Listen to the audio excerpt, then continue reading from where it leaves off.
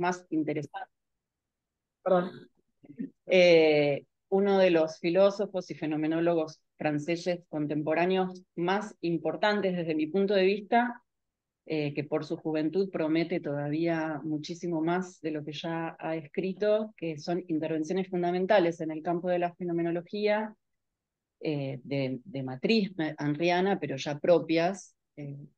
Gregory Jean está ya trabajando en una obra que es propia, pero que no deja de tener esa mirada profundamente disruptiva dentro del campo de la fenomenología, como es la mirada henriana, y su conferencia de hoy me parece ilustra esa perspectiva. Gregory Jean es profesor en la Universidad de Côte d'Azur, se trabaja fundamentalmente en el campo de la filosofía contemporánea, francesa, alemano-francesa, eh, dirige el Centro de Estudios en Historia de las Ideas, y ha publicado ya varias obras, entre las cuales La Humanité à son issue fue premiada el año pasado por la Sociedad Canadiense de Filosofía Continental y su órgano promotor, que es la revista Symposium, como el libro de filosofía del año. Hace poco publicó Les puissances de l'apparaître, études sur Michel Henry, Renaud Barbaras, On n'a plus de lumière. No. No, todavía no, esperemos que ya abre después.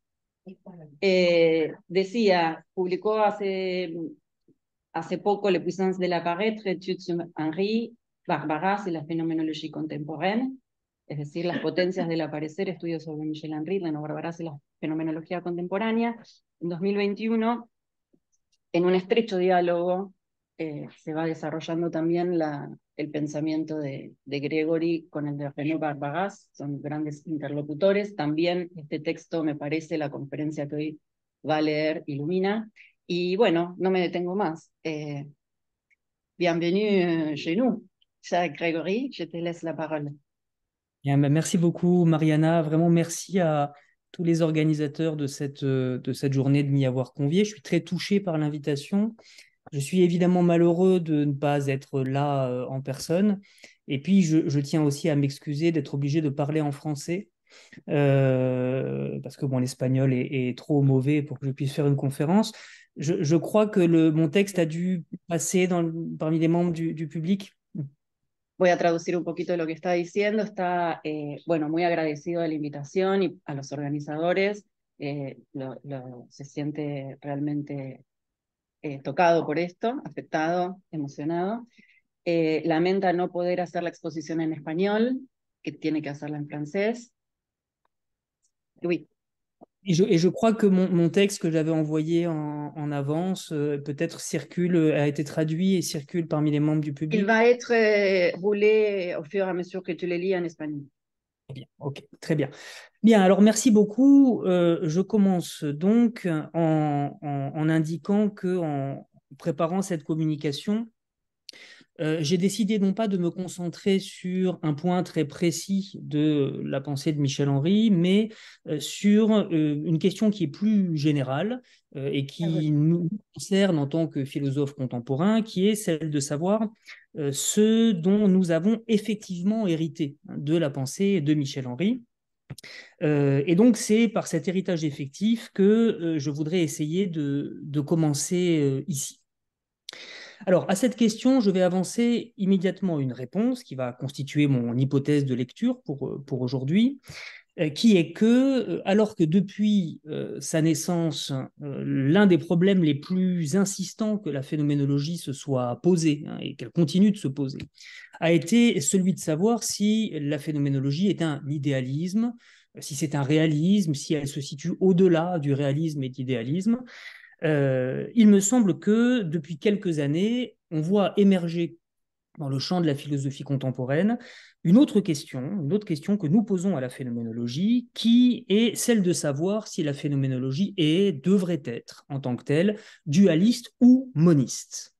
Alors, cette question, elle est, par exemple, très prégnante dans l'œuvre de Renaud Barbaras, que beaucoup d'entre vous connaissent. Je cite simplement ici un tout petit entretien qui date de 2016 où Renaud Barbaras écrit, enfin il dit, j'essaie de m'écarter au maximum de la dimension duelle inhérente à la manifestation.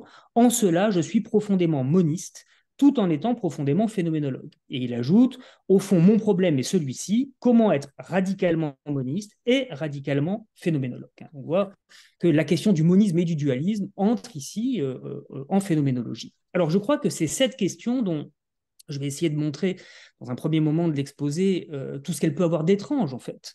C'est cette question du caractère moniste ou dualiste de la phénoménologie. C'est cette question, je crois, que nous devons à Michel Henry d'avoir le premier posé dès l'essence de la manifestation dans la critique de ce qu'il nomme lui-même un monisme ontologique avant de le nommer un petit peu plus tardivement monisme phénoménologique. Je cite là aussi un petit entretien de 1996 de Michel Henry où il revient sur l'essence de la manifestation et écrit « La dimension du livre s'explique par une insatisfaction. Isolant dans la tradition philosophique occidentale des analyses qui me paraissaient cruciales, je montrais chaque fois leur subordination à une même présupposition phénoménologique, ce que j'appelais un monisme ontologique et qu'il conviendrait plutôt de nommer un monisme phénoménologique qui occultait l'essentiel. » Voilà donc l'hypothèse que je voudrais développer, hypothèse selon laquelle c'est là, dans cette question adressée à la nature moniste ou dualiste de la phénoménologie, que se situe l'un des héritages effectifs de la pensée de Michel Henry, dont il est nécessaire de prendre acte et qu'il s'agit, je crois, de clarifier historiquement, conceptuellement, avec le plus de soin possible, d'où le caractère, au fond, assez modeste de ma communication, puisque ce que je voudrais simplement faire, c'est opérer cette clarification du sens et des enjeux de cette question du monisme et du dualisme en phénoménologie. Alors, premier niveau de lecture. Et au fond, première question, préalable, je crois, à toutes les autres, qui est de savoir quand et au sujet de quoi il est légitime de parler en phénoménologie de monisme et de dualisme, et quels sont les enjeux de parler d'utiliser ces catégories en phénoménologie. Alors, pour y répondre, et avant même d'y répondre, c'est ce que je disais tout à l'heure, je crois qu'il faut accepter d'y voir un problème. Bien sûr, la question du monisme et du dualisme est celle de savoir si la philosophie a fondamentalement affaire à de l'unité ou à de la dualité, ou à de l'un ou à du deux. Mais à de l'un ou à du deux, quoi? Alors, historiquement, la réponse est simple à apporter. À de l'un ou à du deux, de la substance. Et c'est du reste ainsi, du moins à ma connaissance, que le concept de monisme entre pour la première fois en philosophie sous la plume de Christian Wolff dans sa Psychologia Naturalis. Wolff écrivant on appelle monistes ces philosophes qui admettent seulement un type de substance. Alors, c'est ce qui rend, je crois, a priori étrange l'usage de ces termes de dualisme et de monisme en phénoménologie, puisque ces termes ne semblent recevoir de raison d'être et de légitimité que du point de vue d'une philosophie de la substance avec laquelle le propre de la philosophie transcendantale depuis Kant, et depuis donc l'invention d'une philosophie de l'apparaître, avait été de rompre. On sera donc tenté de dire ceci, en tant que tel, une phénoménologie ne peut être sans paralogisme, ni dualiste ni moniste, parce que les catégories ou les métacatégories d'unité et de dualité n'ont de sens et de légitimité en philosophie que pour qualifier là où les substances, c'est-à-dire ce qui est, et non pas l'apparaître de ce qui est, ou la corrélation a priori de l'apparaître et de l'être dont s'occupe la phénoménologie. C'est donc dire qu'un usage proprement phénoménologique de ces concepts tels que Michel Henry l'a au fond introduit en phénoménologie, et donc la volonté de parler de dualisme et de monisme en phénoménologue nous confronte, je crois, à deux possibilités qui, historiquement, se sont entrecroisées, parfois se sont superposées, mais qu'il me semble nécessaire de bien distinguer, sachant que je n'en développerai ici évidemment qu'une seule. La première de cette possibilité, pour pouvoir parler de monisme et de dualisme en phénoménologie, serait de restituer autant que possible à chacun des pôles de la corrélation phénoménologique une certaine forme de substantialité, c'est-à-dire de refuser l'idée selon laquelle ce à quoi nous avons toujours affaire en phénoménologie serait quelque chose de l'ordre de la relation. Alors cette première voie, je la crois très ancrée dans une certaine phénoménologie française, Et à mon sens, elle constitue l'enjeu réel des différentes critiques de l'intentionnalité dont cette phénoménologie française a été le lieu. Et cette voie, je crois que c'est une voie qui a été initialement signée par Emmanuel Lévinas. Alors, je ne vais pas y insister ici, j'ai simplement indiqué un tout petit passage de l'ouvrage de 1947, de l'existence à l'existant, dans lequel Lévinas écrit « À la notion d'existence où l'accent est mis sur la première syllabe, existence, nous opposons la notion d'un être dont l'avènement même est un repli en soi, qui, dans un certain sens, contre l'extatisme de la pensée contemporaine, est une substance. » Donc, vous voyez un premier retour de la substance, au fond, en phénoménologie. La voie henrienne me semble différente, quoique elle ne se soit pas développée indépendamment de la première, puisqu'on sait que Henri a lu assidûment et a annoté soigneusement le tout premier Lévinas au sortir de la guerre. Et à bien des égards, on pourrait dire que cette voie henrienne ressemble à la voie de Lévinas, ne serait-ce que parce que le rejet de l'extatisme contemporain leur est commun. Mais il me semble que la stratégie ici de Michel Henry, qui va rendre possible cet usage des concepts de dualisme et de monisme en phénoménologie, est plus directement phénoménologique que celle de Lévinas. Car il ne s'agit nullement pour Henry de dénouer la corrélation pour restituer une certaine forme de substantialité à ces termes, et en l'occurrence à la subjectivité, c'est ce que proposait de faire le jeune Lévinas, mais à l'inverse, de substantialiser la corrélation elle-même, d'attribuer quelque chose comme une substantialité à la phénoménalité, et ainsi d'ériger en thème ce que Généalogie de la psychanalyse nomme à 5 reprises, et il faut prendre conscience de l'oxymore, nomme à 5 reprises une substantialité phénoménologique. Alors, que gagne-t-on à parler ainsi de l'apparaître ou de la phénoménalité comme d'une substance ?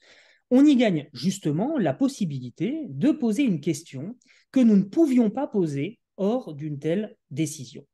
De même que les philosophes classiques pouvaient se demander s'il y avait une ou plusieurs substances et tenter ainsi de déterminer si le concept de substance était ou n'était pas un concept univoque, de même, Henry demandera pour la première fois y a-t-il un ou deux modes de phénoménalité ? Non pas y a-t-il différentes manières d'apparaître pour un être qui apparaît sous la condition d'un même apparaître, mais y a-t-il un ou deux, il y a une ou deux manières d'apparaître. L'apparaître se dit-il en un seul et même sens et s'effectue-t-il selon une seule et même structure. Et on pourra dès lors, mais dès lors seulement, nommer monisme ou moniste tout phénoménologue qui considère en effet que l'apparaître se dit en un seul et même sens, et nommer au contraire dualiste quiconque, comme Michel Henry lui-même, soutiendra qu'apparaître n'est pas un concept univoque et admet deux sens substantiellement différents. Alors, ce que je voudrais faire valoir, c'est qu'il n'y a pourtant là qu'un premier niveau, disons, de lecture de cette transposition phénoménologique de ces catégories, un premier niveau qu'il est nécessaire de dépasser sous peine de méconnaître, je crois, la nature du problème introduit par Henry dans le dispositif phénoménologique traditionnel. Alors, cette méconnaissance, du reste, et je vais y insister un instant, me semble constitutive d'une bonne partie de la réception critique dont la pensée de Michel Henry a pâti.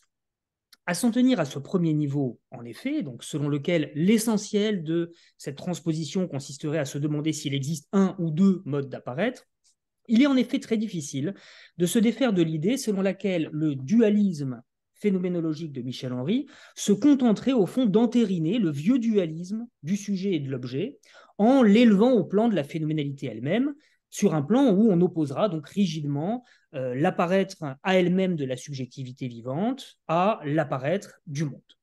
Et c'est ce qui, je crois, dès le départ, a rendu extrêmement étrange aux yeux de ses lecteurs les thèses de l'essence de la manifestation.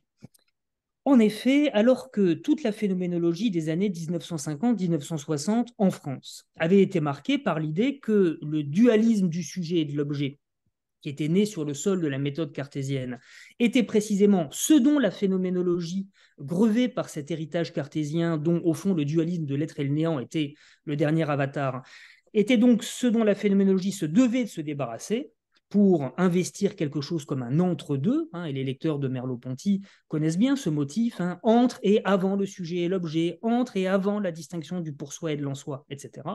Le dualisme phénoménologique de Michel Henry semblait consister, de manière finalement conservatrice, à sublimer cette duplicité dont tout le monde, à l'époque, essayait de se passer, en la reconduisant au plan de la phénoménalité elle-même, où elle devenait intouchable. D'où, à mon avis, le peu d'attention qu'aura reçu la pensée de Michel Henry au moment de la publication de l'essence de la manifestation, d'où également la difficulté de certains représentants de la phénoménologie contemporaine, la difficulté qu'ils ont à lui accorder aujourd'hui encore le crédit qu'elle mérite. Alors, je n'ouvre pas des polémiques, je ne vous cite pas de textes de phénoménologues contemporains qui, à mon avis, commettent ce contresens au sujet de Michel Henry. J'ai simplement ici, dans le petit texte, indiqué que je voulais ouvrir une parenthèse, puisque la légende, mais c'est Anne Henry qui raconte ça dans un entretien avec Jean Leclerc, la légende veut que Michel Henry ait envoyé l'essence de la manifestation à Merleau-Ponty, donc bien avant sa soutenance de thèse, puisqu'elle a eu lieu en 1961, et que Merleau-Ponty a refusé brutalement la publication chez Gallimard de l'essence de la manifestation en l'expliquant qu'il ne comprenait pas pourquoi il publierait une chose pareille. Bon, et ça me semble tout à fait significatif du porte-à-faux dans lequel Henry se trouvait par rapport à la phénoménologie de son temps. Alors, je crois que c'est, une fois encore, parce qu'on a mal compris ce qui est en question ici pour nous, à savoir le sens exact, précisément, de la transposition phénoménologique des concepts de dualisme et de monisme. D'où la nécessité essayer de nous en saisir de manière un peu plus fine et d'ouvrir un second niveau de lecture à partir d'une considération plus historique, disons, qui sera assez brève, mais qui me semble très importante. Du point de vue de l'histoire de la philosophie, cet usage phénoménologique des concepts de monisme et de dualisme ne sort pas de nulle part et elle naît dans le contexte de la philosophie française du milieu du XXe siècle, qui est celui dans lequel Michel Henry commence à penser.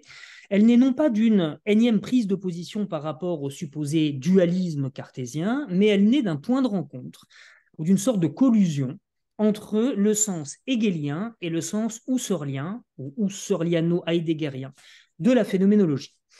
Alors, dans un entretien, Michel Henry revient lui-même sur le contexte de genèse de sa propre pensée. Il écrit la chose suivante: l'époque de la guerre a été marquée par l'irruption à Paris, par l'intermédiaire de Jean Hippolyte, d'Alexandre Kojève et de Jean-Paul Sartre notamment, de la philosophie hegelienne et surtout de la phénoménologie allemande. Je puis dire que c'est à ce moment-là que je suis devenu phénoménologue et pourtant je ressentais un malaise, l'essentiel échappé. Alors, je vais laisser de côté cette vision évidemment partielle de ce qui se passait dans la phénoménologie française d'après-guerre, mais je voudrais me concentrer sur ce qui peut, du point de vue de la question qui m'intéresse aujourd'hui, nous intéresser positivement. Premier point, Henry dit devenir phénoménologue en héritant conjointement de la phénoménologie allemande et du versant phénoménologique de la pensée de Hegel, donc essentiellement de la phénoménologie de l'esprit. Dire, comme il le fait ici, que l'essentiel échappait à tout cela, c'est donc dire que l'essentiel échappait tant à la phénoménologie hegelienne qu'à la phénoménologie tout court. Seulement, comme Henry ne cessera également de le faire valoir, l'essentiel échappe à la phénoménologie tout court parce qu'il échappe d'abord au hegelianisme.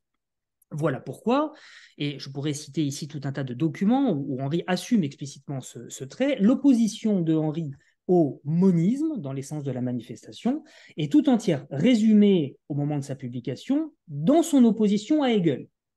Et c'est ce qui explique l'adjonction d'un vaste et complexe appendice à l'essence de la manifestation, dont Henry a un jour confié à Paul Audy qu'il aurait souhaité le voir publié à part, dans un petit livre autonome, disons, appendice intitulé « Mise en lumière de l'essence originaire de la révélation par opposition au concept hegelien de manifestation Erscheinung ». Deuxième point, il est, je crois, crucial de noter que cette place tout à fait centrale de Hegel dans le débat dualisme-monisme que Henry essaye d'orchestrer, Henry ne l'invente pas. Elle est alors dans l'ère du temps philosophique de cette époque, au sein d'un vaste débat qui exigerait une reconstruction précise, mais dont je voudrais dire ici quelques petites choses parce qu'elles sont importantes pour mon développement. En premier lieu, c'est un débat dont les directeurs de thèse de Michel Henry, donc Jean Val pour l'essence de la manifestation et Jean Hippolyte pour philosophie et phénoménologie du corps, puisque c'est encore une époque où on faisait deux thèses en France, la thèse complémentaire et la thèse principale. Donc c'est un débat dont ces directeurs de thèse sont de pleins protagonistes. Jean Wahl, d'abord, qui, dans les années 1920-1930, joue, à titre de bergsonien un peu dissident, le pluralisme des empiristes anglo-saxons contre le monisme de Hegel, tout comme il oppose simultanément au monisme de Hegel la thèse kierkegaardienne d'une non-intégrabilité de la subjectivité existante au système philosophique. Et Jean Hippolyte ensuite, dont une partie importante de la lecture de Hegel aura consisté, là aussi, à faire valoir le caractère non intégrable de la phénoménologie de l'esprit au système encyclopédique de Hegel. Deuxième point, l'œuvre pourtant la plus importante pour comprendre le contexte dans lequel va se poser de telles questions à la phénoménologie, donc un contexte qui est dominé par la réception française de Hegel et de la phénoménologie allemande, mais qui est aussi surdéterminé par les figures de Bergson et de Kierkegaard, l'œuvre la plus importante, nous, pour comprendre ce point, est celle d'Alexandre Kojève. Car, et c'est une chose qu'on ignore souvent, c'est à une longue note tout à fait capitale, parce qu'en fait critique, de sa fameuse introduction à la lecture de Hegel, de 1947, qui a eu un rôle absolument déterminant pour toute la philosophie française d'avant et d'après-guerre. C'est donc à une longue note de cet ouvrage de Kojève que Henri emprunte tout simplement l'expression de monisme ontologique. Cette note, il faudrait en proposer une analyse de détail, car elle constitue vraiment, historiquement, à mon sens, le chaînon manquant qui permet de comprendre comment Henri en vient, dans ce contexte philosophique, à prendre la mise en cause du monisme hegelien comme fil conducteur d'une critique de la phénoménologie de Husserl et de Heidegger. Alors, je voudrais simplement ici lire cette note et puis vous en livrer une brève analyse. Cette note se présente d'abord, je reconstitue le contexte, conformément à l'axe, disons, anthropologique qui est adopté par Kojève dans sa lecture de Hegel, qui constitue le cœur de ses leçons. Cette note donc se présente comme une critique de la thèse de Hegel, selon laquelle le réel en totalité, sur son versant humain comme sur son versant naturel, serait dialectique. Et ce faisant, cette note se présente comme une critique de l'idée même d'une dialectique de la nature, telle que Hegel l'expose. Alors, je prends cette note, nous la lisons ensemble, et puis elle est un petit peu longue, je vous demande de me pardonner, mais c'est important, et puis je la commente ensuite. Voilà ce qu'écrit Kojève. Le raisonnement de Hegel est certainement correct. Si la totalité réelle implique l'homme, et si l'homme est dialectique, la totalité l'est elle aussi. Mais en partant de là, Hegel commet, à mon avis, une erreur grave. De la dialecticité de la totalité réelle, il conclut à la dialecticité de ces deux éléments constitutifs fondamentaux qui sont la nature et l'homme, c'est-à-dire l'histoire. En le faisant, il ne fait que suivre la tradition du monisme ontologique, voilà la première occurrence, en tout cas que j'ai pu trouver dans la philosophie française de cette expression, et il ne fait que suivre la tradition du monisme ontologique qui remonte au grec. Tout ce qui est d'une seule et même manière.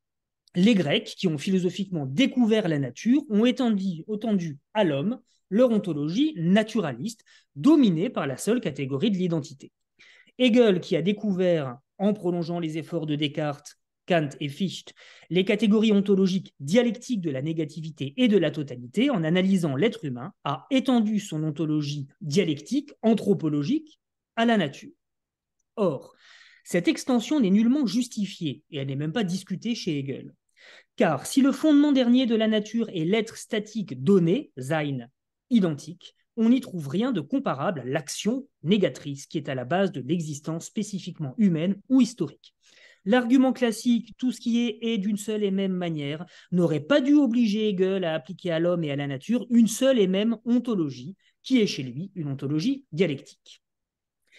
Je lis la fin de la note. La première tentative, très insuffisante d'ailleurs, d'une ontologie, ou plus exactement d'une métaphysique dualiste, identique d'un côté et dialectique de l'autre, a été faite par Kant, et c'est en ceci que réside sa grandeur hors pair, comparable à celle de Platon, qui a posé les principes de l'ontologie moniste identique.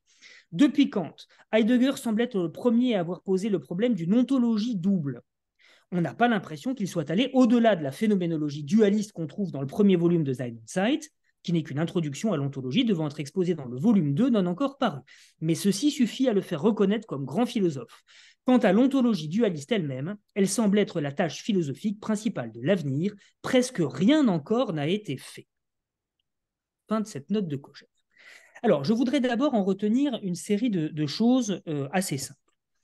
La première chose, c'est que de Platon à Hegel, il serait, selon Kojève, possible de tracer une ligne philosophique caractérisée par un monisme ontologique, par la thèse donc selon laquelle tout ce qui est d'une seule et même manière et que Kojève nomme identité.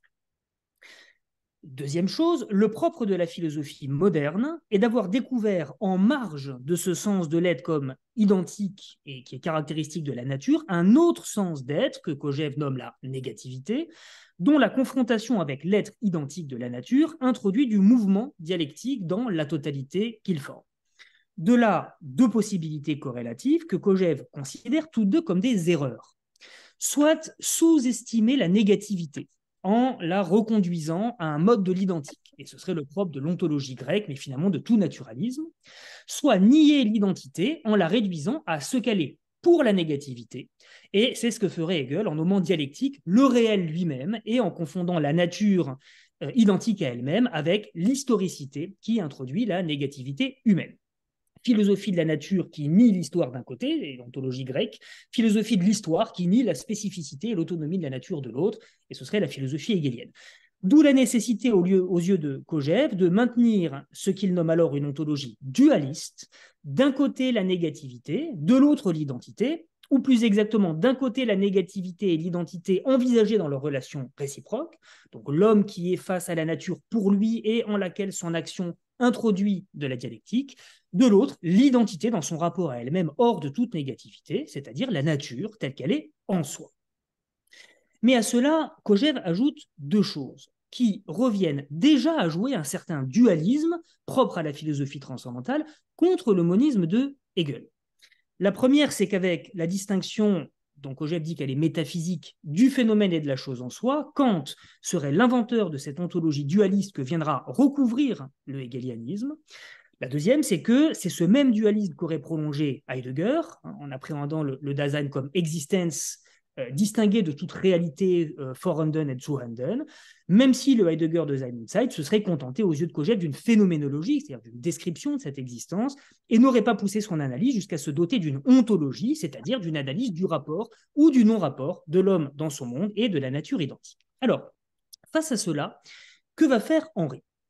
Henri va faire un geste pour partie simple, pour partie étrange, que je voudrais résumer parce qu'il va nous conduire tout droit à ce que je nommais un deuxième niveau de réflexion relatif au dualisme et au monisme phénoménologique.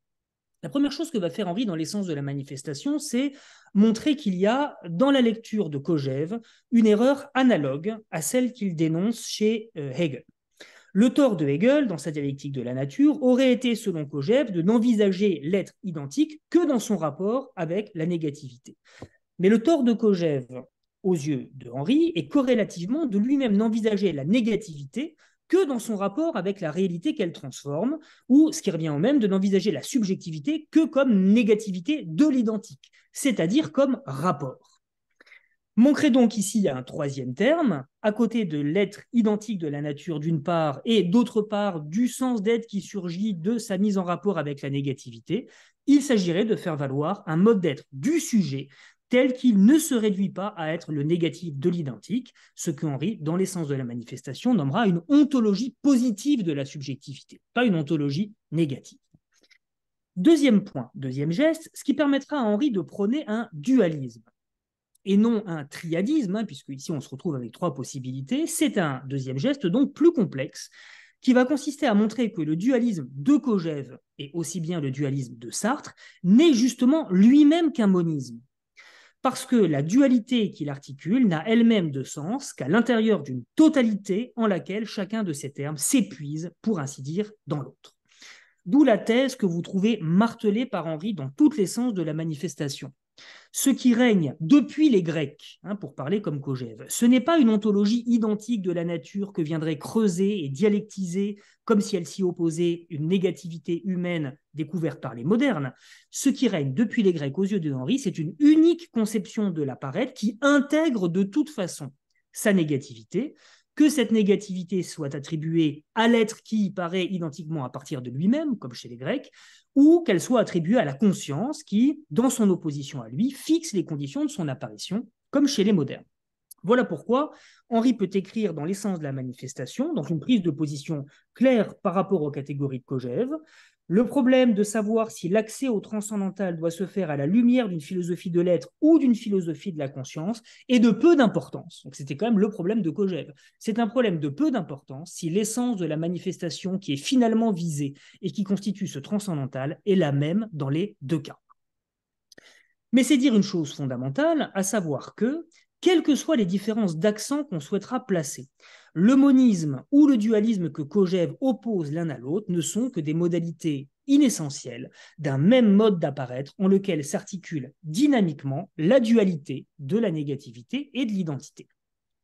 Et c'est cela qui explique à mes yeux le caractère extrêmement étrange dans un contexte, cette fois proprement phénoménologique, dominé par la volonté d'assouplir le dualisme cartésien, le caractère étrange des thèses que soutient Henri dans l'essence de la manifestation. Ce que Henri va reprocher en effet au dualisme du sujet et de l'objet, ce n'est en effet pas d'être trop dualiste, selon la voie qu'aura suivi Merleau-Ponty, c'est de ne l'être pas assez, de ne s'opérer que sous la condition d'un monisme plus profond, un monisme, et c'est ça le point important, dont le dualisme traditionnel ne fait qu'exhiber implicitement la structure eidétique. Sur ce point, un passage du paragraphe 11 de l'essence de la manifestation me semble tout à fait clair et fondamental. Je voudrais ici le lire pour le commenter. Les présuppositions ultimes qui sont visées sous le titre de monisme ontologique, dit Henri, ne s'épuisent pas dans l'affirmation de l'unicité du mode de manifestation compris dans sa pureté phénoménologique essentielle. Il ne s'agit pas simplement de dire il n'y a qu'un mode d'apparaître, il n'y a qu'un mode d'apparaître. Elle confère en fait à ce mode une structure eidétique parfaitement définie. Ce n'est pas la seule affirmation de l'unicité de l'essence phénoménologique, c'est l'identité de structure de cette essence qui fonde l'identité essentielle par-delà les différences apparentes de la philosophie de la conscience et de la philosophie de l'être. Pensant le sujet comme le fondement de la phénoménalité des phénomènes, la philosophie de la conscience interprète finalement l'être de ce sujet comme le rapport. En tant qu'il est le rapport, le sujet est l'établissement et le maintien d'une distance, le pouvoir ontologique qui déploie l'horizon, la spatialité originaire et transcendantale qui ouvre l'endroit où quelque chose peut se manifester. Il se distingue de ce quelque chose comme le milieu pur et par lui-même privé de détermination, où la détermination est susceptible d'apparaître. En tant qu'il est le rapport, le sujet est l'être dans est un être dans le monde, mais le monde n'est lui-même rien d'autre que l'être dans. Il est l'espace primitif et non spatial qui signifie l'ouverture d'une place. La spatialité de l'être dans est l'auto-séparation de l'essence qui fait surgir l'intervalle et comme tel, le rapport lui-même dans son origine. La lumière qui surgit dans cet intervalle est tout à la fois celle du monde et de la conscience. Alors, je voudrais ici résumer l'argument de Henri. Premier point, le monisme ontologique est certes le présupposé, partagé selon Henri par l'ensemble de la tradition philosophique, selon lequel il existe un unique mode de phénoménalité. Mais cet unique mode de phénoménalité non seulement n'exclut pas, mais de surcroît exige, en vertu de la dynamique de la manifestation qui le sous-tend, exige quelque chose comme un dualisme. Et c'est ça que Kojève aura mis en lumière. La thèse du monisme phénoménologique ne signifie donc nullement qu'il n'y aurait pas de duplicité du sujet et de l'objet, ou de la conscience et de l'être, mais au contraire, que, en raison du mouvement même de la phénoménalité qui surgit d'eux ou dans leur duplicité, la manifestation de la conscience est identiquement celle de l'être qu'elle ouvre. Voilà pourquoi, deuxième point, la duplicité de l'apparaître que Henri opposera au monisme ontologique ou phénoménologique ne consistera pas à réactiver le dualisme traditionnel et ainsi à reconnaître qu'il existe des sujets opposés à des objets ou des consciences opposées à de l'être. Ce dualisme consistera au contraire à poser qu'il existe un mode de manifestation de la subjectivité tel qu'elle ne s'identifie pas à la manifestation de l'étant qu'elle fait paraître sous la condition de l'horizon de l'être ou du monde qu'elle projette. C'est donc dire, troisième point, que la critique henrienne du monisme et sa revendication d'un dualisme doit être bien comprise parce que doit être une fois encore bien compris les différents niveaux auxquels s'opère la transposition des concepts de dualisme et de monisme en direction de la phénoménalité. À un premier niveau, on l'a vu, c'était le point de départ, monisme et dualisme semblent caractériser telle ou telle doctrine phénoménologique selon qu'elle conduise à admettre un ou deux types d'apparaître. Mais à un second niveau, celui auquel nous nous situons désormais, ce n'est plus le phénoménologue qui peut être dualiste ou moniste. Ce sont les modes d'apparaître eux-mêmes, selon la manière dont ils font apparaître ce qui apparaît. Dualiste, en effet, est l'apparaître qui place dans la négativité, dans la distance, dans l'ouverture de l'horizon, la condition de toute manifestation. Et moniste est l'apparaître sans négativité et sans distance. D'où la nécessité, je crois, de compliquer l'usage en rien de ces catégories. Ce que Henri nomme monisme phénoménologique, c'est la thèse philosophique selon laquelle il n'existe qu'un seul mode d'apparaître, mais un apparaître dont il faut, par ailleurs, à un second niveau, reconnaître la dualité comme une composante eidétique. Et ce qu'il nomme dualisme phénoménologique, c'est au contraire la thèse, la sienne, selon laquelle il existe deux modes d'apparaître, le mode d'apparaître dualiste traditionnel, qu'il appellera l'apparaître du monde, et un autre mode d'apparaître non dualiste cette fois, qui se nommera plus tard la vie. Dire de Henri qu'il a rétabli la vieille distinction du sujet et de l'objet est donc bien un contresens ou une confusion entre ces deux niveaux, puisque l'objectif de Henri n'est pas d'opposer en dualiste le sujet à l'objet, mais d'opposer l'apparaître dualiste dans lequel le sujet s'oppose à l'objet à un apparaître moniste dans lequel le sujet ne s'oppose ni à l'objet ni à lui-même, mais s'auto-manifeste à titre de mode d'apparaître dans une identité constitutive à soi. Voilà donc pour ce deuxième niveau. Il en reste à mes yeux un troisième, et un troisième qui, à mes yeux, fonde tous les autres et sur l'exposition duquel je vais essayer de terminer. Pour l'introduire, je voudrais repartir très simplement de la manière dont nous comprenons parfois, plus ou moins spontanément, le débat entre deux des grands penseurs modernes avec lesquels Henri, toute sa vie, aura cheminé, à savoir Descartes et Spinoza, en tant que Descartes et Spinoza incarneraient, dans le cadre d'une philosophie de la substance, précisément la grande alternative du dualisme et du monisme. On dit souvent, et je dirais dans les mauvais manuels de philosophie, que Descartes reconnaît l'existence de deux substances, la pensée et l'étendue, alors que Spinoza n'en reconnaîtrait qu'une seule, le Deus sive natura, dont la pensée et l'étendue ne seraient que des attributs. Seulement, s'il est vrai que Spinoza ne reconnaît l'existence que d'une seule substance, il est évidemment tout à fait équivoque de déclarer qu'il n'y en aurait que deux pour Descartes, en tout cas au sens où Spinoza enseignerait qu'il n'y en a qu'une. Plus précisément, dans tout ce débat sur le rapport entre monisme et dualisme dans le cadre d'une philosophie de la substance, il est crucial, et pardon pour ces rappels très scolaires, il est crucial, je crois, de distinguer deux choses. D'une part, le fait de dénombrer les types de substances, et de ce point de vue, il y en a bien deux chez Descartes, et encore je laisse évidemment tout un tas de problèmes de côté, et une seule chez Spinoza. Et d'autre part, mais c'est un autre problème, le fait de nombrer les substances d'un même type ou d'une même espèce. Or, de ce point de vue, s'il est vrai de dire qu'il n'y a chez Spinoza qu'un seul type de substance et conjointement qu'il n'y a qu'une seule substance de ce type, il est évidemment tout à fait faux de dire que s'il y a effectivement chez Descartes deux types de substances, la pensée et l'étendue, il n'y aurait ce faisant qu'une substance de chaque type, c'est-à-dire une seule substance pensante et une seule substance étendue. Au contraire, vous le savez, la thèse de Descartes est justement que la question de l'unité ou de la pluralité du nombre de substances se pose différemment selon le type de substance considérée. Et la position de Descartes sera à cet égard très claire.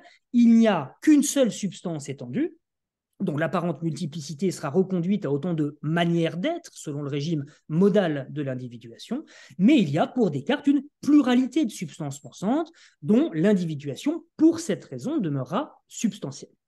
Résumez donc le débat entre Descartes et Spinoza et ce faisant entre dualisme et monisme en annonçant simplement qu'il y a deux substances chez Descartes et une seule chez Spinoza devient donc extrêmement ambigu et il serait beaucoup plus juste de dire il y a chez Descartes deux types de substances, pensée et étendue, mais une seule substance étendue et une pluralité de substances pensantes. Et de la même manière, il y a chez Spinoza un seul type de substance et cette substance est la seule, ce qui implique donc chez Spinoza qu'aucune individuation dans cette substance ne sera substantielle, ou ce qui revient au même, ce qui implique que toute individuation dans la pensée comme dans l'étendue sera pour Spinoza modale. Alors, si je procède à ces rappels, c'est parce que je crois que la question est légitime, enfin, il est légitime de poser la question de savoir ce qu'il advient de ce problème lorsque les catégories de monisme et de dualisme reçoivent un usage non plus ontologique, mais phénoménologique. Qu'en est-il dès lors que les types qu'il s'agit de distinguer ne sont plus des types de substances, mais des types d'apparaître. En admettant qu'il faille, comme le propose Henri, distinguer l'apparaître de la vie de l'apparaître du monde, le problème ne se pose-t-il pas de nombrer ces modes d'apparaître, c'est-à-dire de dire s'il y a un ou plusieurs mondes et corrélativement une ou plusieurs vies. Alors, ce point sur lequel je terminerai me semble capital du point de vue de la compréhension de la pensée de Michel Henry, et d'autant plus capital qu'il me semble faire l'objet encore de nombreux contresens. Certes, la manière dont, dans Généalogie de la psychanalyse, Henry entend placer son dualisme phénoménologique sous le patronage de Descartes laisse penser qu'il en épouse l'architectonique et que, ce faisant, la pluralité cartésienne des substances pensantes trouverait une transposition immédiate dans le dispositif phénoménologique de Michel Henry. Il y aurait ainsi une pluralité de modes d'apparaître subjectifs face à l'unicité de l'apparaître du monde, une pluralité de vies pour un seul monde, ce qui constitue, soit dit en passant, l'axiome de toute monadologie phénoménologique, plusieurs vies pour un seul monde. Pourtant, si Henry accepte, en écho à l'unicité cartésienne de la substance étendue, l'unicité de l'apparaître du monde, il met, je crois, rigoureusement en cause le pluralisme cartésien de la substance pensante, et ce faisant le caractère substantiel de l'individuation subjective, en faveur de ce que je nommerais un monisme de la subjectivité comme mode d'apparaître. Alors, je ne pourrais pas ici le montrer en détail, je vais aller droit à l'essentiel en citant un manuscrit de Genèse qui me semble à cet égard particulièrement frappant. Voilà ce qu'écrit Henry, le tout jeune Michel Henry. Pluralité des égaux. Dire qu'il y a plusieurs égaux, c'est faire apparaître dans le transcendant des conditions du problème qui appartiennent à une toute autre sphère, à une sphère précisément où la multiplicité n'a pas de sens. De même que dire que la conscience de soi est singulière, c'est promouvoir une fausse conception de la subjectivité qui vient précisément de ce que cette subjectivité est déplacée et n'est plus examinée dans la sphère ontologique qui est la sienne. Et il met une petite note, vice de méthode, monisme ontologique.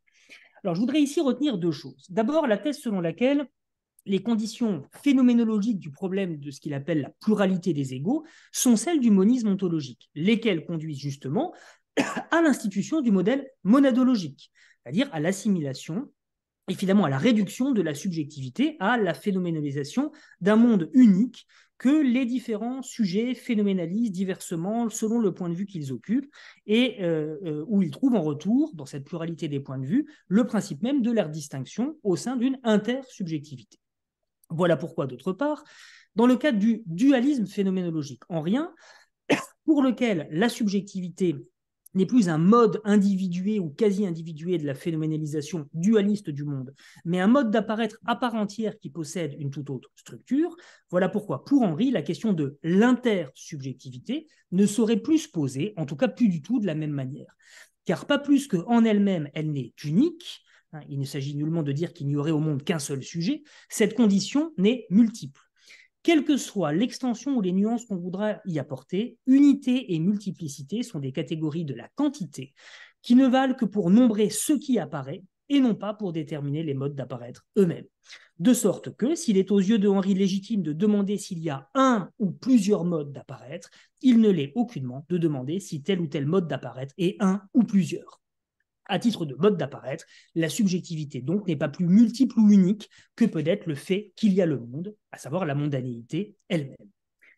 Or, troisième point, tel est finalement à mes yeux l'enjeu dernier de la répétition phénoménologique du problème du monisme et du dualisme. Comme j'ai essayé de le montrer, ce problème se pose en réalité à trois niveaux architectoniques très différents qu'il faut absolument distinguer sous peine de ne plus du tout savoir de quoi l'on parle. Premier niveau, on l'a vu, être moniste ou dualiste en phénoménologie, c'est d'abord se prononcer sur la question de savoir s'il y a un ou deux modes d'apparaître. Deuxième niveau, être moniste ou dualiste en phénoménologie, c'est ensuite se prononcer sur la question de savoir si l'apparaître ou les apparaître sont eidétiquement structurés par l'unité ou la duplicité. Enfin, troisième niveau, être moniste ou dualiste en phénoménologie, c'est se demander si, un mode d'apparaître étant donné qu'il soit lui-même moniste ou dualiste, il est en lui-même unique ou multiple. Or, ma thèse est justement que le gain fondamental de cette transposition en phénoménologie de ces catégories de dualisme et de monisme est justement, ou se situe justement à ce troisième niveau, c'est-à-dire au niveau d'une théorie de l'individuation. Être dualiste et en réalité pluraliste à ce troisième niveau, c'est admettre pour les modes d'apparaître, ou pour certains d'entre eux, un mode d'individuation qui demeure substantiel. C'est donc admettre que, de même que la philosophie classique reconnaissait pour l'essentiel qu'il y avait plusieurs sujets substantiels, de même, la phénoménologie, qui reconduit le sujet à la subjectivité comme mode d'apparaître, se devrait de reconnaître une pluralité de ces modes, ce qui la condamnerait, une fois encore, à être ce qu'elle a toujours plus ou moins été, une monadologie. Être moniste, au contraire, à ce niveau-là, c'est reconnaître que, une fois reconduit le sujet à la subjectivité, une fois reconnu la subjectivité comme mode d'apparaître, il n'y a aucun sens à se demander si elle est une ou multiple. Et c'est donc admettre qu'il n'y a d'individuation subjective que modale, c'est-à-dire non substantielle et finalement inessentielle. Alors je voudrais conclure maintenant vraiment en disant ceci. À mes yeux, cette théorie modale de l'individuation constitue l'un des points d'aboutissement fondamentaux de la manière dont Henri transpose phénoménologiquement les catégories de monisme et de dualisme. Il faudrait relire en ce sens toute la théorie de l'individuation des derniers textes de Henri dans sa philosophie du christianisme. Cette approche me semble aussi avoir un grand avenir devant elle. Je finis avec 2 remarques. La première remarque me permet de revenir à mon point de départ et pour contribuer à certains débats en cours, peut-être qu'ils seront mobilisés aussi dans le cadre de votre colloque. Elle permet, je crois, cette question de confronter à nouveau frais le dualisme de Michel Henry et le monisme de Renaud Barbaras, en prenant soin de distinguer justement les 3 niveaux que j'ai essayé d'indiquer. On dira alors, pardon pour le caractère un peu formel de ce que j'avance, on dira que Henry est dualiste au niveau 1, puisqu'il reconnaît qu'il y a bien 2 modes d'apparaître, dont l'un de ces 2 modes, on est au niveau 2, est dualiste et l'autre moniste, mais dont chacun des 2, au niveau 3, est en tant que tel unique et n'admet d'individualité et ainsi de pluralité que modale. Inversement, on dira de Renaud Barbaras qu'il est moniste au niveau 1, il ne reconnaît l'existence que d'un seul mode d'apparaître, mais un mode d'apparaître qui, niveau 2, est fondamentalement duel, ce qu'il aura toujours maintenu, ce qui ne l'empêche pas, niveau 3, d'être unique et ne d'admettre lui-même d'individualité que modale, comme on le voit dans ses derniers textes publiés. On voit donc que malgré tout ce qui les sépare au niveau 1 et 2, Henry et Barbaras se retrouvent au niveau 3. Tout se passant comme si la transposition de l'ensemble du débat monisme-dualisme sur le plan de la phénoménalité aboutissait chaque fois, en dépit des distinctions ou des oppositions des 2 premiers niveaux, à un monisme de niveau supérieur, c'est-à-dire à une théorie modale de l'individuation qui marque de ce point de vue leur profond spinozisme, à l'un comme à l'autre, profond spinozisme qui, de ce point de vue, est revendiqué comme tel. Je voudrais prolonger cette première indication concernant ce spinozisme phénoménologique avec une deuxième remarque, et cette fois ce sera vraiment pour finir. Plus exactement, je voudrais citer une déclaration assez étrange de Derrida lors d'une table ronde avec Jean-Luc Nancy et Philippe Lacoue-Labarthe, qui a été publiée en France dans le numéro de Rue Descartes consacré à Jacques Derrida en 2006. Dans le cours de cette table ronde, qui est très détendue, enfin très amicale, Jean-Luc Nancy demande à Lacoue-Labarthe et à Derrida: si on était là, genre plateau télé, je vous demanderais, comment comprenez-vous l'un et l'autre la phrase de Spinoza, nous sentons et nous expérimentons que nous sommes immortels? Sic. Et Derrida répond la chose suivante, c'est assez drôle. Alors moi, Spinoza, c'est quelqu'un à qui je n'ai jamais rien compris. Je l'ai enseigné, je le connais un peu, je peux faire un cours sur Spinoza, mais alors c'est un penseur, bien qu'il soit marane portugais comme moi, dont l'entreprise philosophique m'est la plus étrangère. Et donc, expérimenter que je suis immortel, ça, je me rappelle avoir parlé une fois de ça avec un ami que nous connaissons tous les 3 d'ailleurs. Mon hypothèse, mais que je ne pourrai jamais vérifier, c'est que cet ami, c'est Michel Henry. Je me rappelle avoir parlé une fois de ça avec un ami que nous connaissons tous les 3 d'ailleurs. Je lui ai dit qu'au fond, naturellement, je ne crois pas en l'immortalité, mais je sais qu'il y a un jeu, un moi, un vivant qui se rapporte à lui-même dans l'auto-affection, qui pourrait être un oiseau et qui se sentira vivant comme moi, et donc qui pourrait en silence dire moi et qui sera moi. Il y aura du vivant qui continuera à dire moi et ce sera moi, ce sera moi. Je pourrais prendre d'autres exemples. Quand je serai mort, il y aura un oiseau, une fourmi qui dira moi pour moi, et quand quelqu'un dit moi pour moi, c'est moi. Et Derrida conclut, ça ne me console pas beaucoup. Alors je ne sais pas si cet ami était Michel Henry, nous ne le saurons jamais, mais je crois que dans cette formule de Spinoza, ainsi magnifiquement comprise par Derrida, Henry trouvait pour sa part une consolation. Et que dans cette consolation se situe la possibilité d'ouvrir un 4e niveau de réflexion, que je vais laisser évidemment en suspens, la possibilité de faire du dualisme et du monisme des catégories non plus phénoménologiques, mais des catégories proprement éthiques. Voilà, je vous remercie de votre attention et j'espère que je n'ai pas été trop long.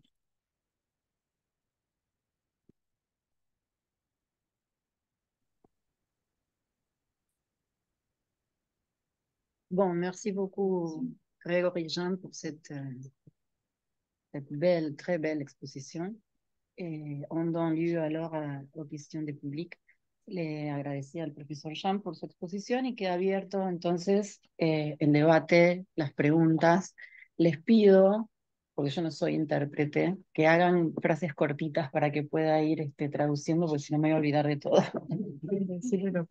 Je te dis aussi, Grégory, je te prie de faire des phrases courtes pour les réponses, pour me permettre de traduire, parce que je suis pas interprète, je vais faire n'importe quoi. Si. Merci. Abrimos entonces.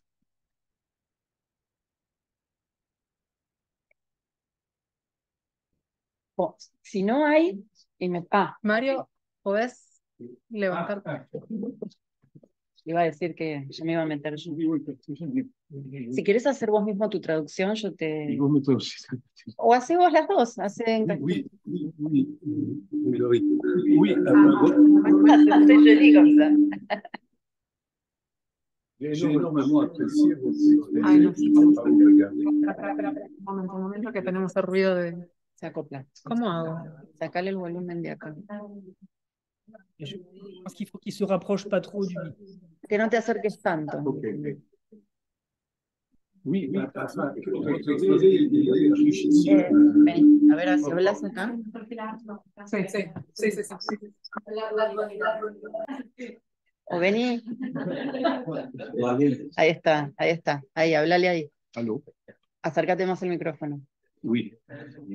Oui, enfin, je n'ai pas eu l'opportunité de lire le texte que j'ai trouvé extrêmement intéressant en essayant de vous suivre en direct. Là. J'aurais une question. Enfin, si j'ai bien compris, l'individuation, donc arienne, se produirait par modalisation d'un mode, d'un des deux modes apparaître. C'est ça. C'est bien ça. Et alors, ma question, oui, je l'avais jamais pensé comme ça, mais je suis complètement convaincu. Alors, mais la question qui m'a été toujours, que je me suis toujours posée, était bien avant la possibilité d'individuation, la possibilité de pluralisation de l'être. C'est-à-dire, avant l'individuation, d'où vient la pluralité des vivants, qui vont être individués peut-être par modalisation. Alors là, je n'ai pas trouvé de réponse. Je l'ai vu toujours de façon critique, enfin, de mon côté.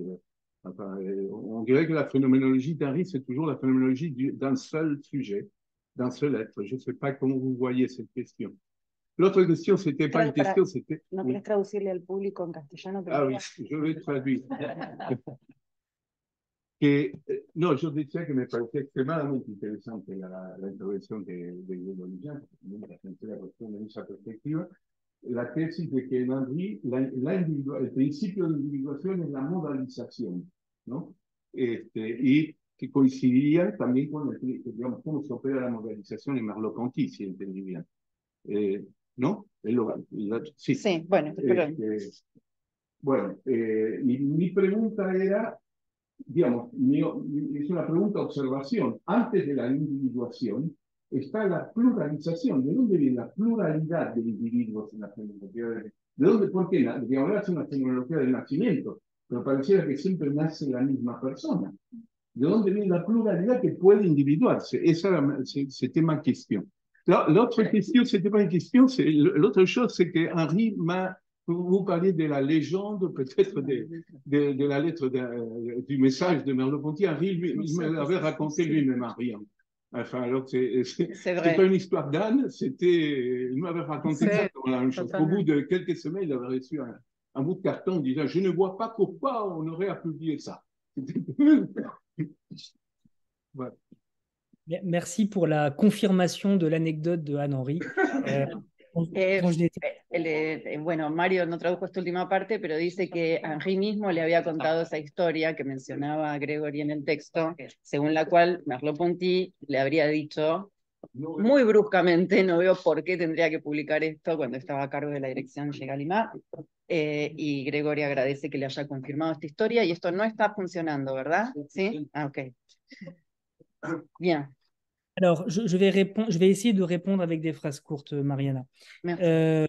Je pense que il y a effectivement du coup un problème non résolu Me parece que efectivamente hay un problema no resuelto dans la pluralisation des subjectivités vivantes chez Henri. En la pluralización de subjetividades vivientes en Henri. Plus exactement, je crois qu'il y a deux manières pour lui d'essayer de répondre à ce problème qui sont peut-être toutes les deux satisfaisantes. Me parece que hay dos maneras en él de responder a esta cuestión. La première, on la trouve dans les textes de la fin de sa vie, de philosophie du christianisme. La primera se encuentra en los textos del final de su vida, en Filosofía del Cristianismo. Où Henri fait le pari que l'individuation étant par nature singulière, donde Henri apuesta por la idea que la individuación, siendo singular, cette singularité suppose ou appelle la pluralité, c'est-à-dire appelle... Esta singularidad llama a la pluralidad, es decir, esta pluralidad... Voilà, appelle la différence, c'est-à-dire il ne llama peut y la différencia. Voilà, c'est ça. Je crois que c'est voilà, je crois que c'est insatisfaisant et c'est d'autant plus insatisfaisant que cette question, il la pose, mais il la résout en 3 lignes, par exemple, dans Incarnation. Me parece que esta respuesta es insatisfactoria y es tan insatisfactoria que él la resuelve en 3 libros. En 3 líneas. La deuxième possibilité, c'est celle qu'on trouve dans le Marx. La segunda posibilidad es la segunda posibilidad es la que aparece en el Marx. Où Henri explique que la pluralité n'est pas une propriété de l'apparaître de la vie, mais donde explica que la pluralidad no es una propiedad de la vida, sino mais ne se met à exister qu'à partir du moment où les subjectivités s'ouvrent au monde et se distinguent justement par le point de vue qu'elles occupent sur ce monde. Encore. Où Henri explique que la pluralité des subjectivités donde Henri explica que la pluralité de subjetividades ne naît pas dans l'apparaître de la vie, no está en el aparecer de la vida, mais seulement à partir du moment où les subjectivités s'ouvrent au monde. Mais solo a partir del momento en que la subjetividad se abre al mundo. Donc la pluralité naît avec la monadologie, mais comme modèle pour penser le rapport.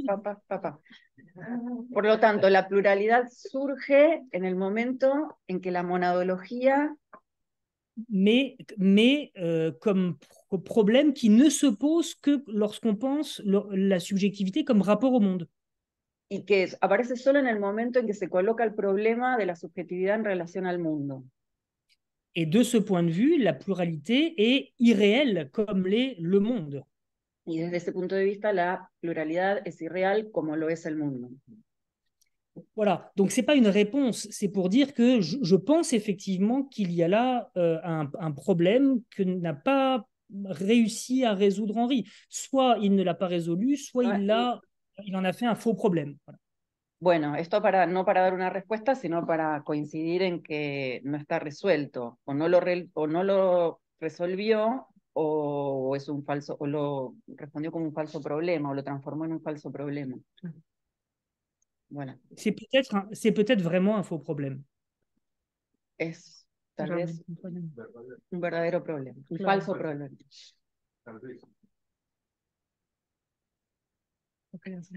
Si no hay otras preguntas, si me permiten. Yo tengo una, pero perdón, no, por favor, acá. On se va pour poser la question. Ici, avec Micaela. Yo la planteo en español. Dale, cortito, por favor. Sí, sí, claro.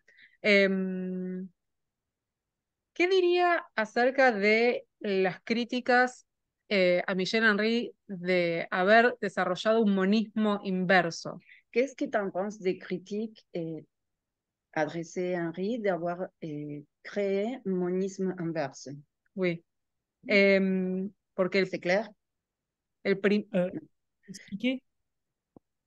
No, el primer nivel que usted escribió habla de un dualismo, ¿no? Le premier niveau que tu as décrit parle d'un dualisme según el cual habría dos modos del aparecer. selon lesquels il y aurait deux façons de l'apparaître, deux modalités de l'apparaître. Hay muchos intérpretes que igualmente han planteado que Henri Il y a plusieurs interprètes, il y a pas mal d'interprètes qui ont proposé la thèse que chez Henri, hay un monismo, pero inverso. il y a un monisme, mais renversé. Un monismo centrado en la vida Un monisme centré dans la vie y no en la et trascendencia. non pas dans la transcendance. Merci. Ok.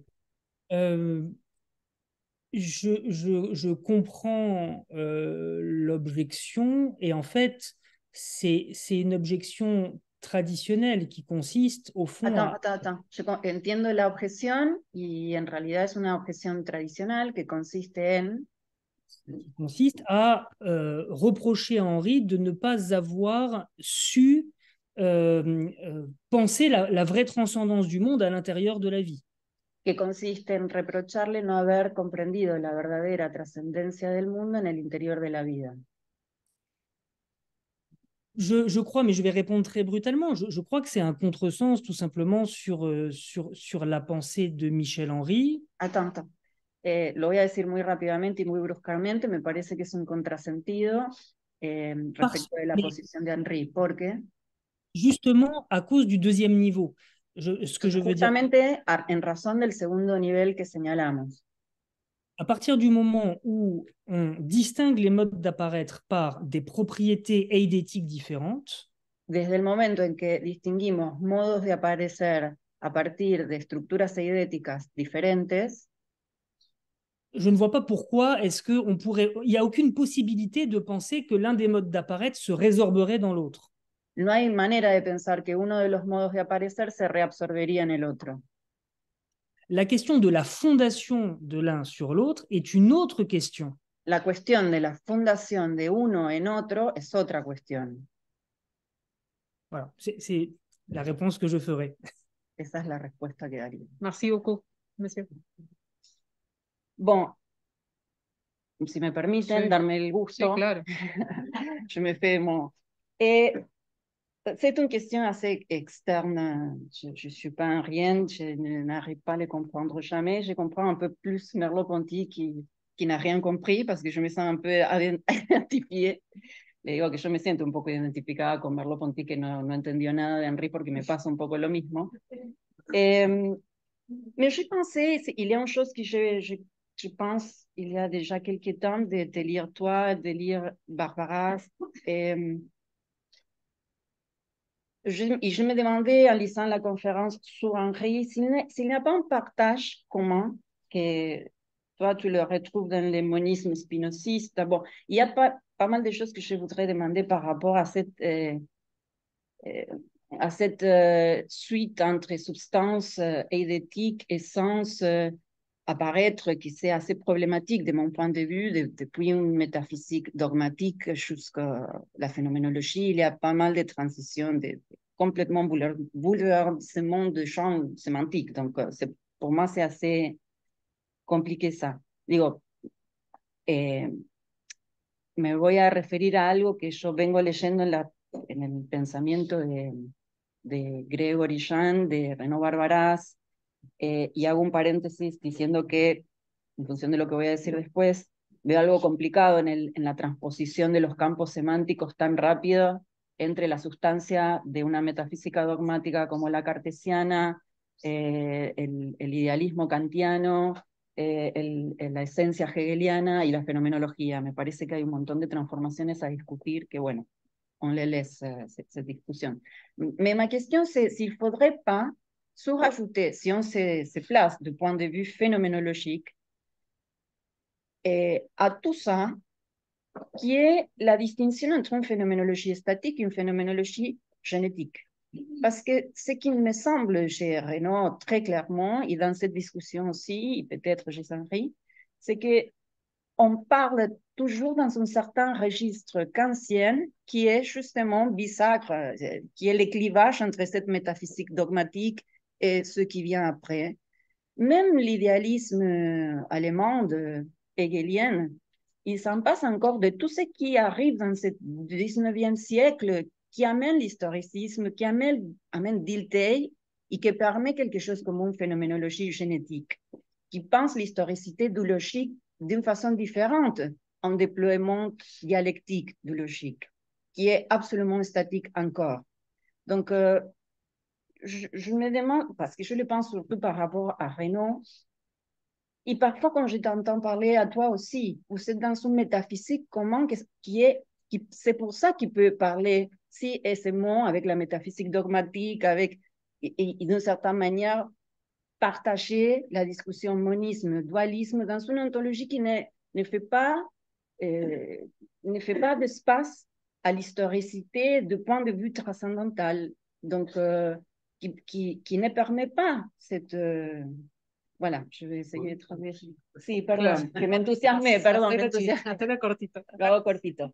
Me pregunto si estas distinciones que hace Gregory en relación a Michel Henry, pero que yo las veo compartidas por él mismo, por Renaud Barbaras, no suponen olvidar una distinción que desde el punto de vista fenomenológico es fundamental, que es entre una fenomenología estática y una fenomenología genética, y que tal vez es eso lo que le permite pasar con tanta facilidad de una metafísica dogmática a la fenomenología, porque lo que no hay en ningún caso es la introducción de eso que permite ese siglo XIX, que viene después del idealismo, que introduce toda una problemática de la historicidad que llega a través de Dilthey a conformar algo como una fenomenología genética que piensa la historicidad de la lógica de una manera que no la puede pensar la dialéctica de la lógica metafísica, incluso hegeliana, que intenta introducir el devenir, pero desde un punto de vista estático.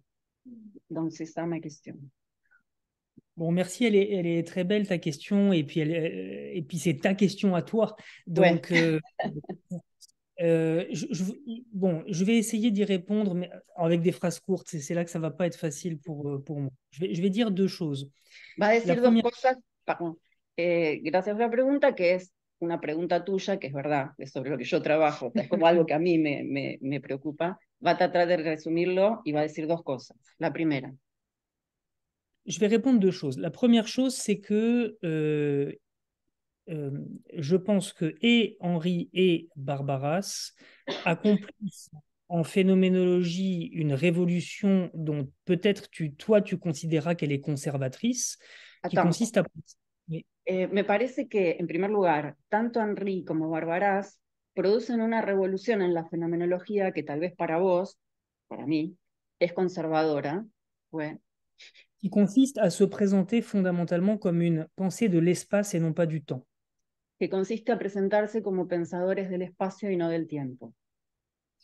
Et je crois que c'est ce qui les rend si proches de la philosophie du XVIIe siècle et si éloignés de la philosophie du XIXe siècle. Y que eso es lo que los sitúa mucho más cerca del pensamiento del siglo XVII que del XIX.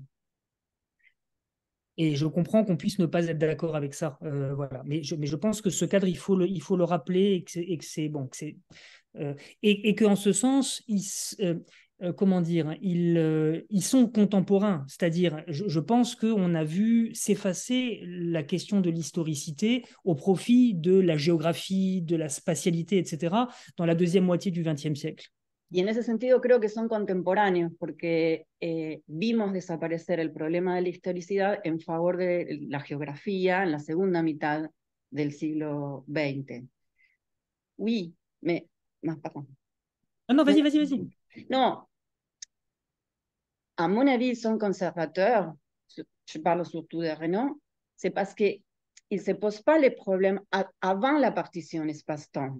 C'est-à-dire, il a pris la position de l'espace parce que la temporalité avait devenu un problème de la subjectivité et c'était finalement la définition de la subjectivité, mais il n'a pas voulu penser à quel point il fallait revenir de la partition.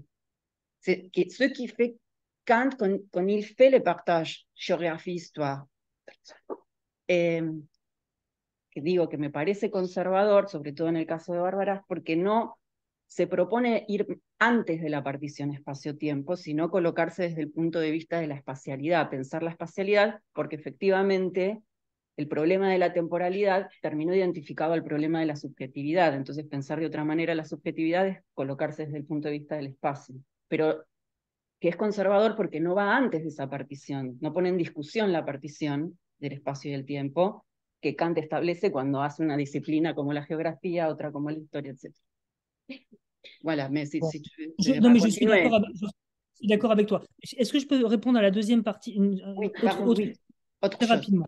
Sur la question c'est la même chose, sur la question de la philosophie génétique. En fait, le paradoxe, c'est que ni l'un ni l'autre ne s'inscrivent dans la perspective d'une phénoménologie génétique, mais en revanche, chacun a un concept très fort de génération, en fait. Bueno, lo paradójico es que ninguno, la segunda parte de lo que él quería decir es que en relación a la fenomenología genética, ninguno de los dos se coloca desde ese punto de vista, pero los dos hablan mucho de generación. Bueno. Il les inscrit en fait beaucoup plus dans l'idée d'une physis, c'est-à-dire d'un engendrement ontologique, que dans l'idée d'une constitution génétique du sens, ce qu'est la phénoménologie génétique. Se colocan mucho más desde el punto de vista de la génesis de un físico, desde el punto de vista de un físico, como de ahí supongo la idea de una cosmología, etcétera, y no tanto desde el punto de vista de la génesis del sentido, que sería el campo de la fenomenología genética. Et à mon avis, je t'ai fait, c'est deux réponses, mais c'est la même réponse à une seule question. C'est un autre cadre, mais dont je comprends parfaitement qu'on puisse le refuser, le rejeter, et qui pose tout un tas de problèmes. Es eso, es otro marco teórico, es otra posición que él entiende, que podés no estar de acuerdo, pero es otro. Merci, j'avais très envie de te poser cette question. No tenemos mucho más tiempo, no sé si queda algunas preguntas. Nos espera un café ahora. Cafecito, me frío. Merci beaucoup, Bon, Monsieur Grosjean. Bon, merci, la plus de temps. Je suis très heureux d'être venu vous rencontrer, même si c'était à travers un écran. Bon, merci. Plaisir aussi, on s'écrit. Muchas gracias también a la profesora Larison, que ha hecho un trabajo excelente. Merci beaucoup, Mariana, por la traducción. Es muy desafiante realmente hacer la traducción por Zoom. Sí. Bueno, muchas gracias también. De nada, gracias por la invitación. Merci beaucoup. On se voit pour ce café. Au revoir, Grégory. Au revoir.